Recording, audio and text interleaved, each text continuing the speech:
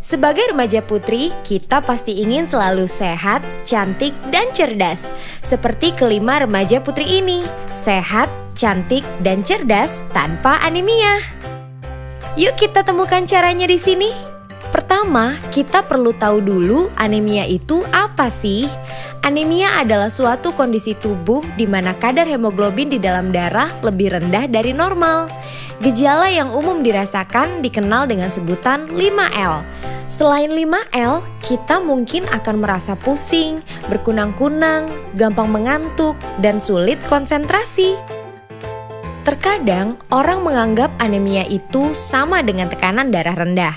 Padahal itu adalah dua hal yang berbeda loh.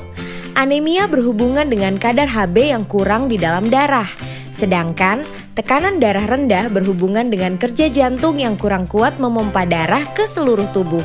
Perbedaan lainnya, kalau anemia diketahui melalui pemeriksaan darah, tekanan darah rendah diketahui dengan pemeriksaan menggunakan alat ukur yang dipasang di lengan. Kalian ingin tahu nggak apa sih yang terjadi di dalam tubuh kalau kita mengalami anemia? Bila kita anemia, sel-sel tubuh tidak mendapat cukup oksigen. Mengapa? Karena di dalam sel darah merah, Hb lah yang berfungsi mengikat dan mengedarkan oksigen ke seluruh tubuh. Jadi, bila kadar Hb kurang, jumlah oksigen yang dibawa sel darah merah ke seluruh tubuh juga tidak cukup. Makanya, badan terasa lemah dan sulit konsentrasi. Sebaliknya, bila kita tidak anemia, sel tubuh kita mendapat cukup oksigen karena sel darah merah kita mengandung Hb yang cukup. Kalian mungkin bertanya lagi, kenapa ya kita harus peduli tentang anemia? Pertama, karena anemia mengakibatkan banyak hal, seperti menurunnya kemampuan belajar, terganggunya kegiatan sehari-hari karena badan terasa lemas, daya tahan tubuh menurun, dan setelah menikah nanti, anemia meningkatkan risiko mengalami masalah saat hamil dan melahirkan. Selain itu, ternyata 1 dari 4 remaja putri di Indonesia mengalami anemia. Banyak ya? Anemia disebabkan oleh 3 faktor. Pertama, kurangnya asupan terutama protein, asam folat, vitamin B12, dan zat besi. Kedua, pendarahan misalnya menstruasi dan kecacingan. Dan ketiga, faktor genetik seperti penyakit talasemia. Di Indonesia dan juga di banyak negara lainnya, penyebab utama anemia adalah kurangnya asupan zat besi. Menurut kalian, apakah remaja putri berisiko tinggi mengalami anemia? Ya, kalian benar. Remaja putri berisiko mengalami anemia karena 3 hal berikut.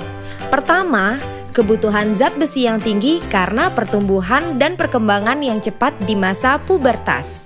Kedua, kehilangan zat besi akibat pendarahan saat menstruasi. Ketiga, kebiasaan makan yang kurang baik, yaitu asupan zat besi yang kurang terutama dari pangan hewani. Kalian tahu nggak? Saat kita sudah merasakan gejala anemia, itu artinya anemia yang kita alami sudah parah. Kekurangan zat besi di tahap awal seringkali tidak menimbulkan gejala yang bisa kita rasakan. Padahal fungsi tubuh sudah terganggu. Jadi jangan tunggu sampai muncul gejala ya. Mencegah anemia. Caranya gimana? Caranya, penuhi kebutuhan harian zat besi dengan mengkonsumsi makanan yang kaya sumber zat besi, baik yang bersumber dari pangan hewani dan nabati, serta minum tablet tambah darah atau TTD 1 tablet sekali seminggu. Selain itu, konsumsi buah kaya vitamin C akan membantu meningkatkan penyerapan zat besi. Ini adalah contoh beberapa bahan pangan hewani dan nabati sumber zat besi.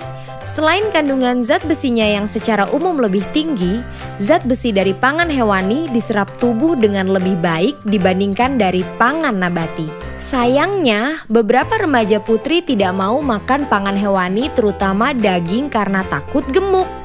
Benar nggak ya makan daging itu bikin gemuk? Jawabannya adalah tidak. Bila dikonsumsi tidak berlebihan. Agar tidak mengalami kegemukan, jagalah asupan kalori agar tidak berlebih dan lakukan aktivitas fisik untuk membakar kalori. Selain mengkonsumsi makanan kaya zat besi, konsumsi TTD sangat membantu memenuhi kebutuhan zat besi harian.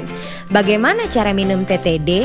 TTD diminum 1 tablet sekali seminggu di hari yang sama. TTD diminum setelah makan dengan air jeruk atau air putih. Jangan minum TTD dengan teh, susu, atau kopi, karena dapat mengurangi penyerapan zat besi yang ada di TTD.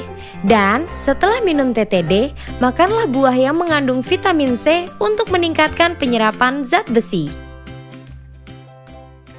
Ada yang bilang minum TTD menyebabkan mual. Benar nggak ya? Benar, tapi hanya pada sebagian orang. Untuk mengurangi kemungkinan mual, minumlah TTD setelah makan. Jadi perut tidak dalam keadaan kosong. Selain itu, tubuh kita akan menyesuaikan, sehingga perlahan-lahan kita tidak mengalami mual lagi setelah minum TTD. Minum TTD juga menyebabkan tinja berwarna agak kehitaman, tapi jangan khawatir ya, semua itu tidak membahayakan kesehatan.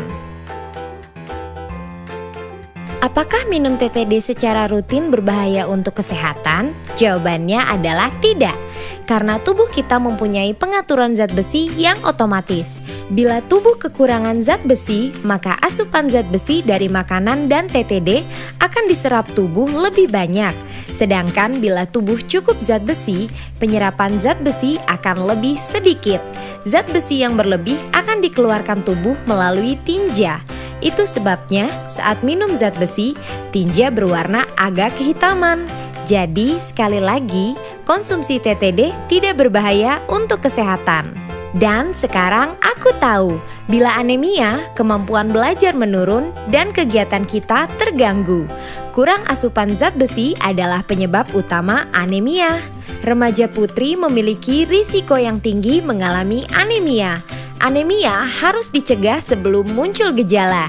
Caranya dengan mengkonsumsi makanan sumber zat besi serta minum TTD.